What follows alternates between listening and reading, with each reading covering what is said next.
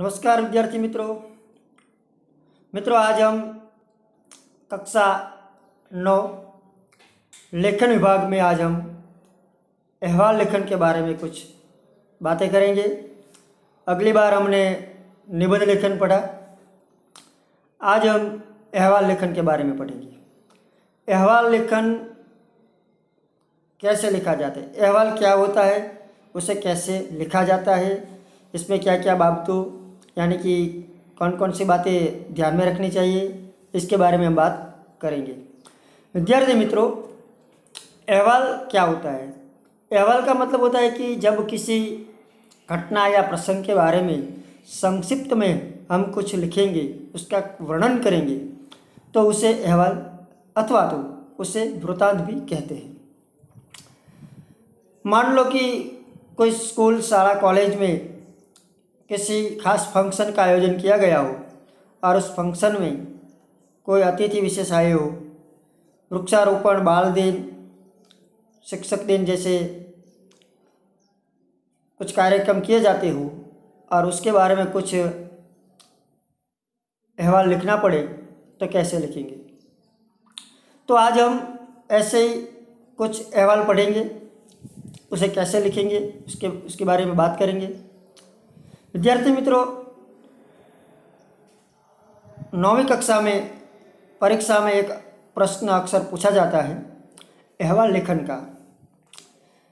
प्रश्न कुछ ऐसा आता है कि दिए गए विषय पर करीब 50 शब्दों में अहवाल लिखें। ऐसा कुछ प्रश्न आता है और उसका 3 अंक होता है। अगर आपको अहवाल लेखन के लिए आपके पास पूरी तैयारी है और उसके बारे में जो बातें ध्यान में रखनी चाहिए वो आपको मालूम है, तो चौक्कस आप ये 3 अंक प्राप्त कर सकते हैं और पूरे अंक प्राप्त कर सकते हैं। अहवाल लेखन के बारे में कुछ बातें हमें खास ध्यान रखनी चाहिए, फिर हमें अहवाल लिखना चाहिए। तो अहवाल लिखने के लिए दिए गए विषय पर हमें ध्यान देना चाहिए कि जो विषय है उसे हमें भली भांति समझ लेना चाहिए। मान लो कि हमें किसी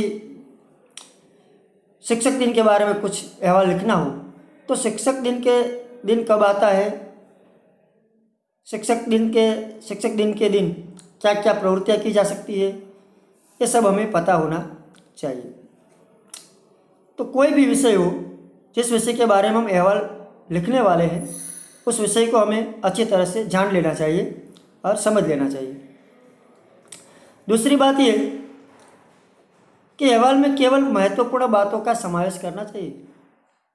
जब हमें किसी घटना या प्रसंग के बारे में अहवाल लिखते हैं तो सारी घटनाएं, सारी प्रवृत्तियाँ, सब कुछ नहीं लिखना है, सिर्फ महत्वपूर्ण बातें हैं उसको ही हमें लिखना है।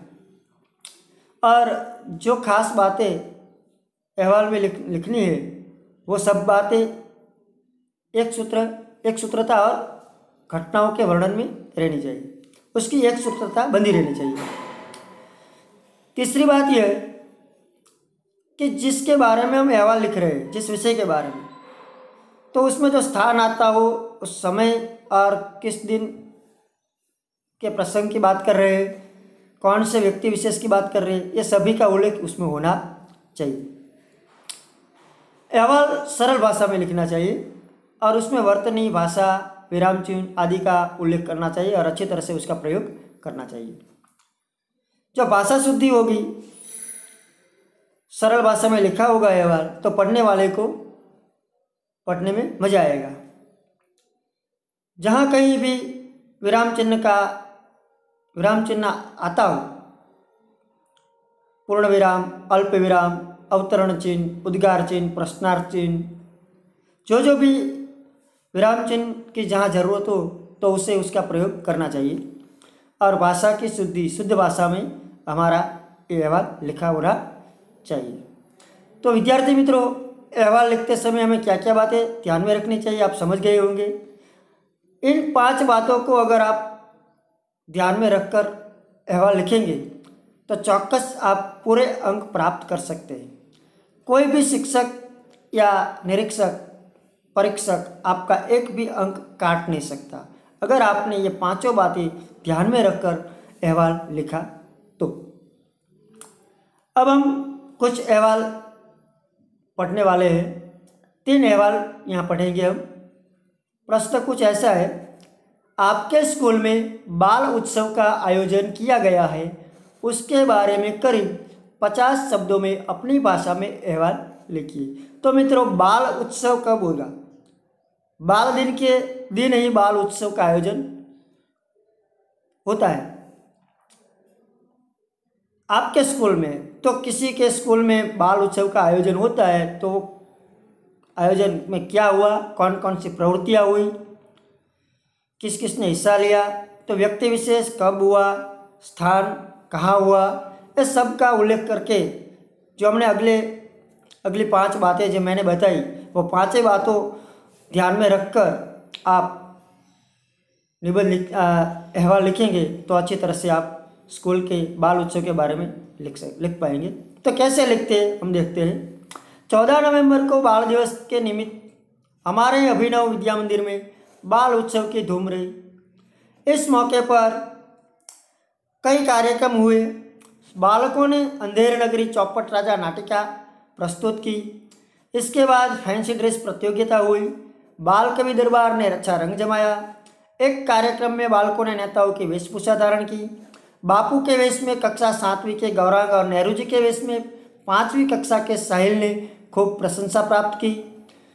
स्कूल के आचार्य श्री ने, जोशी जी ने बच्चों को पुरस्कार दिए। इस प्रकार हमारे स्कूल का बाल उत्सव बहुत सुंदर और मज़ेदार रहा। तो विद्यार्थी मित्रों, यहाँ बाल उत्सव निमित्त एक कार्यक्रम का आयोजन किया गया है और इस कार्यक्रम में कौन कौन सी प्रवृत्तियाँ हुई, तो अंधेर नगरी चौपट राजा नाम की नाटिका प्रस्तुत की गई बालकों द्वारा, ड्रेस प्रतियोगिता भी हुई, काव्यों के हरीफाई भी हुई और नेताओं की वेशभूषाओं की स्पर्धा भी हुई और उनमें 2 विद्यार्थियों को पारितोषिक भी मिला। स्कूल के आचार्य श्री ने बच्चों को पुरस्कार दिए। तो इस प्रकार एक अच्छा कार्यक्रम का समापन हुआ। तो इसके बारे में यहाँ संक्षिप्त में जो अहवाल लिखा गया है, जो हमने पढ़ा, आप भी ऐसे लिख सकते हैं। अगला एक वृक्षारोपण के बारे में एक अहवाल हम पढ़ने वाले हैं। प्रश्न कुछ ऐसा है, पाठशाला में वृक्षारोपण का आयोजन किया गया था, उसके बारे में करीब 50 शब्दों में अपनी भाषा में अहवाल या वृत्तांत लिखिए। तो विद्यार्थी मित्रों, वृक्षारोपण का आयोजन कब होता है? तो वृक्षारोपण का आयोजन वर्षा ऋतु में होगा। तो कहाँ होता है? स्थान की दृष्टि से हमें स्थान लिखना है, कब हुआ, समय की दृष्टि में उसका समय और कौन सा स्थल, तो पाठशाला यानी कि कौन से स्कूल थी। तो यहाँ भावनगर की एक स्कूल है, पाठशाला है, नेहरू विद्यालय, वहाँ वृक्षारोपण का आयोजन किया गया था। शिक्षकों और सभी शिक्षक और माध्यमिक शिक्षकों ने प्रांगण में उपस्थित होकर, विद्यार्थियों ने उपस्थित होकर पौधे लगाए थे। कार्यक्रम का उद्घाटन करने के लिए अतिथि विशेष मेहमान मेयर आए थे और उन्होंने प्रांगण में पौधा लगाया। विद्यार्थियों और शिक्षकों ने भी शहर और नगर में और स्कूल के मैदान में वृक्षारोपण किया और वृक्षारोपण की जो वृक्षों की जो पौधे थे उसकी सुरक्षा के लिए नगर पालिका ने जालियों यानी कि ट्री गार्ड की व्यवस्था की थी। और इसी तरह मेयर ने आशा भी व्यक्त की कि भावनगर में सचमुच अब हरियाला बनेगा। तो कहने का मतलब है कि यहाँ भी इस प्रकार की जो प्रवृत्तियाँ हुई उसके बारे में यहाँ एक निबंध लिखा गया है। तो कैसे लिखा है हम देखेंगे। भावनगर 5 नवंबर 2015, कल हमारी पाठशाला नेहरू विद्यालय में वृक्षारोपण की बड़ी धामधूम रही। सुबह 9 बजे सभी शिक्षक तथा माध्यमिक कक्षाओं के विद्यार्थी विद्यालय के प्रांगण में उपस्थित हो गए थे। कार्यक्रम का उद्घाटन महानगर पालिका के मेयर श्री नितिन शाह ने किया। उन्होंने विद्यालय के प्रांगण में एक पौधा लगाया। इसके बाद शिक्षकों ने भी आसपास खोदे गए गड्ढों में अनेक पौधे लगाए। विद्यार्थियों ने नगर के कई भागों में वृक्षारोपण किया। पौधों की सुरक्षा के लिए नगर पालिका ने जालियों यानी कि ट्री गार्ड की व्यवस्था की थी। मेयर श्री ने आशा व्यक्त करते हुए कहा कि अब भावनगर सचमुच एक हरियाला नगर बन जाएगा। तो विद्यार्थी मित्रों, यह हमने दूसरा अहवाल पढ़ा कि वृक्षारोपण के कार्यक्रम के बारे में हमें कोई अहवाल लिखना हो तो कैसे लिखेंगे। अब हम एक और शिक्षक दिन के बारे में कुछ कार्यक्रम कहीं होता है तो उसके बारे में हम कैसे कैसे अहवाल लिखेंगे उसकी चर्चा करेंगे। प्रश्न कुछ ऐसा है, अपने स्कूल में मनाए गए शिक्षक दिन के बारे में करीब 50 शब्दों में अपनी भाषा में अहवाल यानी कि वृत्तांत लिखिए। स्थल है अमरेली, 6 सितंबर 2015। कल यहाँ गांधी विद्या सदन हाईस्कूल में शिक्षक दिन बड़े उत्साह से मनाया गया। इस अवसर पर विद्यालय के 25 शिक्षक शिक्षिकाओं का सम्मान किया गया। विद्यालय की तरफ से प्रत्येक शिक्षक को शाल तथा श्रीफल दिया गया। विद्यार्थियों ने भी उन्हें तरह तरह के उपहार दिए। 10वीं कक्षा के छात्र अमरीश देसाई ने अपने शिक्षकों के प्रति कृतज्ञता व्यक्त की। विद्या सदन के आचार्य तथा शिक्षकों ने अपने आशीर्वचन में विद्यार्थियों को अनुशासन का पालन करने तथा लगन से विद्याभ्यास करने का संदेश दिया। राष्ट्रगीत के साथ कार्यक्रम का समापन हुआ। तो विद्यार्थी मित्रों, यहाँ एक स्कूल है, स्कूल में शिक्षक दिन मनाया गया है। हमारे स्कूल में भी हर साल वृक्षारोपण का भी आयोजन किया जाता है, शिक्षक दिन भी मनाया जाता है। सभी विद्यार्थी बाल मित्र, सभी विद्यार्थी मित्र को हम शिक्षक बनाते हैं और अच्छी तरह से शिक्षक की तरह वो भी अपनी भूमिका निभाते हैं। आपको पता है, आप भी शिक्षक यानी कि टीचर बने हैं और आपने भी ये कार्यक्रम मनाया है। तो विद्यार्थी मित्रों, इसमें कुछ ऐसी बात है कि शिक्षक दिन निमित्त हम कोई भी प्रवृत्तियाँ करते हैं उसको हम संक्षिप्त में लिखते हैं। जैसे कि यहाँ अमरेली की एक गांधी विद्या सदन हाईस्कूल में जो कार्यक्रम मनाया गया था शिक्षक दिन, उसके बारे में अहवाल लिखा है। हमने पढ़ा कि 25 शिक्षक शिक्षिकाओं का सम्मान किया गया। विद्यालय की तरफ से शिक्षक को शाल तथा श्रीफल दिया गया। विद्यार्थियों ने तरह तरह के उपहार दिए। एक 10वीं का एक छात्र है, उस छात्र ने शिक्षकों के प्रति कृतज्ञता व्यक्त की, आभार व्यक्त किया। विद्या सदन हाईस्कूल के सभी आचार्य तथा शिक्षकों ने भी अपने विद्यार्थियों को अनुशासन में रहने का निर्देश दिया और मेहनत से लगन से अभ्यास करने की सूचना दी और उनको आशीर्वचन दिया। और आखिर में राष्ट्रगीत के साथ कार्यक्रम का समापन हुआ। तो विद्यार्थी मित्रों, आज આપણે हिंदी લેખનની અંદર 3 અહેવાલ ભણ્યા। આ પહેલાં પણ આપણે નિબંધ ભણી ચૂક્યા છીએ। હવે પછીના જ્યારે પીરિયડમાં આપણે મળશું ત્યારે કંઈક નવા વિષયાંક સાથે મળશું। પરંતુ મિત્રો, તમે જે દરરોજ વિડીયો જુઓ છો, આપણે ઓનલાઈન ભણી રહ્યા છીએ, એમાં તમને લેસન પણ આપવામાં આવતું હોય છે। ક્યાંય કોઈ સમજ ન પડતી હોય તો તમને વારંવાર સૂચના પણ આપવામાં આવેલી છે કે તમે શાળાનો સંપર્ક કરી શકો છો। વિડીયો તમે જુઓ તો વિડીયોમાં કોઈ તમારે કોઈ પ્રશ્ન હોય, સોલ્યુશન એનું કાઢવા માટે તમે પણ કંઈક કોમેન્ટ કરો, જેથી કરીને અમને પણ ખ્યાલ આવે કે ક્યાં શું પ્રોબ્લેમ છે। તો વિદ્યાર્થી મિત્રો, ખાસ તમને સૂચના આપવામાં આવે છે કે આપણે એકમ કસોટી શરૂ થઈ રહી છે। 10 તારીખથી એની પૂર્ણ તૈયારી કરજો અને સારા અક્ષરે સપ્લિમેન્ટરીમાં બધા જ પેપર લખી 16 તારીખે સ્કૂલે જમા કરાવજો। સાથે લેસનનો ચોપડો પણ લેતા આવજો। આપણે જે લેસન આપેલું છે સ્કૂલમાં એ બધું જ લેસન આપણે કર્યું જ હશે। ન કર્યું હોય તો થોડું ઘણું બાકી હોય તો પૂરું કરી નાખજો અને ઘરે બેઠા અભ્યાસમાં ધ્યાન આપજો।